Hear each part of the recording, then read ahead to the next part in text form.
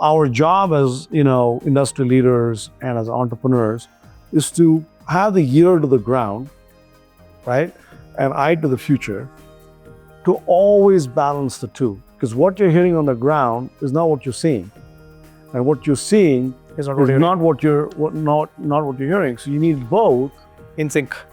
to regulate what you have to do next, not what you want to do in the future.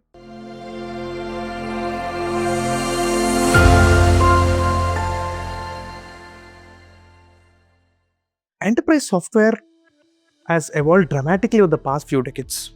Which trends in technology excite you the most right now?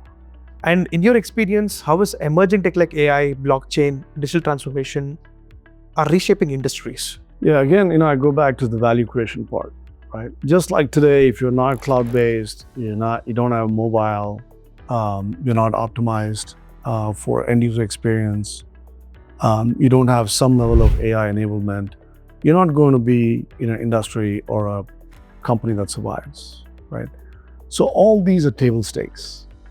So I don't like to talk about technology for technology's sake. All technologies at some point are relevant, but it's always in the context of the business problem that's being solved. Yeah, all the technologies that you mentioned, whether it's AI or blockchain or whatever, it only has to be in the context of a business use case. Correct. Right? Otherwise, they're not very meaningful. Now, AI definitely is fundamental. And as Mr. Modi said, I was listening to a speech at the recent French summit, and he had a very good line that says, AI is writing the code for humanity. And the way I interpret that is, I don't think he meant code as in source code.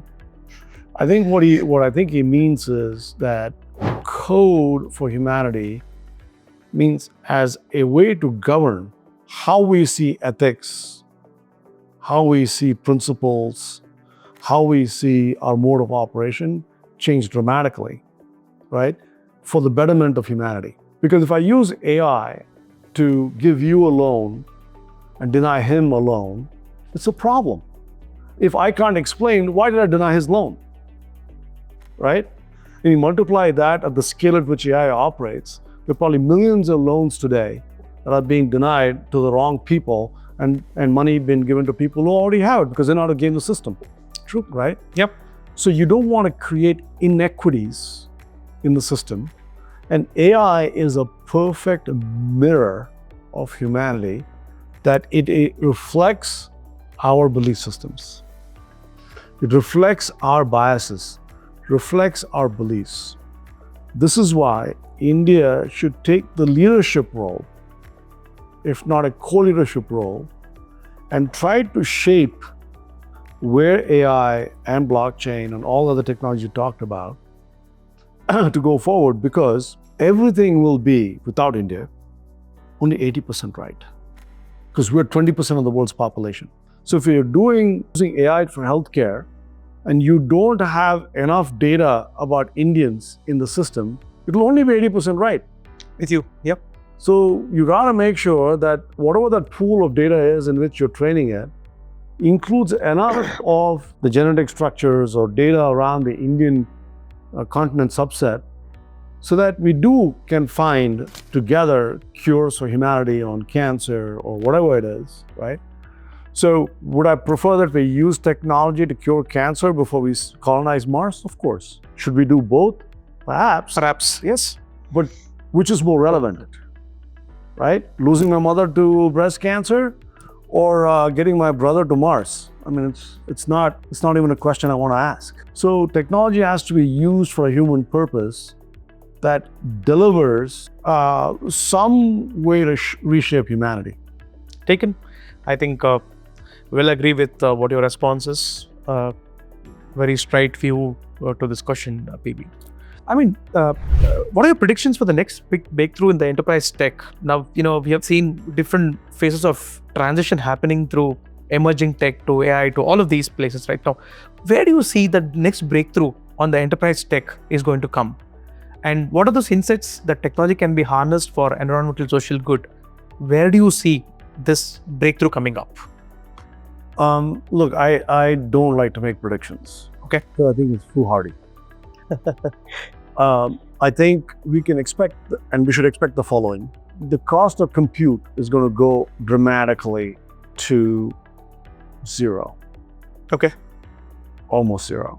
Cost of storage, same thing, right? Cost of memory, same thing, right? Hopefully cost of energy, same thing, right? Access to power, same thing, right? Different sources of power. So we should, right, as a macro viewpoint, expect more the cost go down, more the usage of it as well, right? It's called the Jones paradox, as you know. Yep. So we should expect that. But again, to be politely confrontational, right, the opposite of it is true as well, which is as energy demands go up, the less sustainable we are. As more and more algorithms, consume, more and more data, right? Data privacy is going to be, it's going to be harder and harder to kind of maintain, right? What that means to individuals, right? And how individuals can potentially monetize it and so on. So what I would predict is fundamental changes all the time. Like periodicals. And sometimes they are so small, unnoticeable, you'll only see it after there's a rupture. And sometimes they're so sudden, right, that you've seen something all along, but you never expected that to happen so suddenly. True. Right? So both are true, right? And our job as, industry leaders and as entrepreneurs is to have the ear to the ground, right, and eye to the future, to always balance the two. Because what you're hearing on the ground is not what you're seeing. And what you're seeing is not what you're hearing. So you need both in sync to regulate what you have to do next, not what you want to do in the future. True. Next step. Right? As your employees are coming in now, right, they should only be focused on what do I have to do next, not what happened yesterday, not what's going to happen tomorrow. What do I have to do to give my best right now? Well, okay. Right? I think that's what we should focus on. Definitely.